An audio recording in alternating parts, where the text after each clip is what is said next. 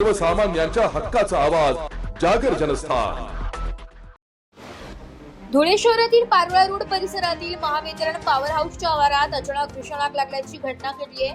मिळालेल्या प्राथमिक माहितीनुसार या परिसरातील वाढलेल्या गवताने पेट घेतल्याने ही आग अत्यंत वेगाने पसरली। आगीचा भयंकर ज्वाळा आणि आकाशात पसरलेले धुराचे लोट दूरवरूनही स्पष्ट दिसत होते।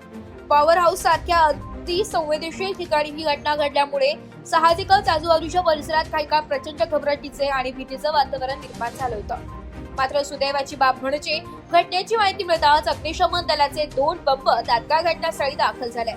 जवानांनी अत्यंत तत्परतेने काम करत अल्पावधीतच आगीवर पूर्णपणे नियंत्रण मिळवलंय। शासनाने दिलेल्या अधिकृत माहितीनुसार या घटनेत कोणतीही जीवितहानी झालेली नसून मोठे आर्थिक नुकसानही टळले। सध्या आग विझवण्यात यश आले असून आग लागण्याचे नेमके कारण अद्याप स्पष्ट होऊ शकलेले नाही आणि या प्रकरणी प्रशासनाकडून अधिक तपास सुरू आहे। या आपत्कालीन परिस्थितीत अग्निशमन दलाच्या पथकाने अत्यंत मोलाची कामगिरी बजावली आहे। वाहन चालक वाहिद मिर्झा आणि राहुल पाटील तसेच फायरमॅन मनोज सरगर आणि पांडुरंग पाटील यांनी परिस्थितीचे गांभीर्य ओळखत तातडीने आगीवर पाण्याचा मारा सुरू केला आणि अल्पावधीतच आग पूर्णपणे विझवली आहे।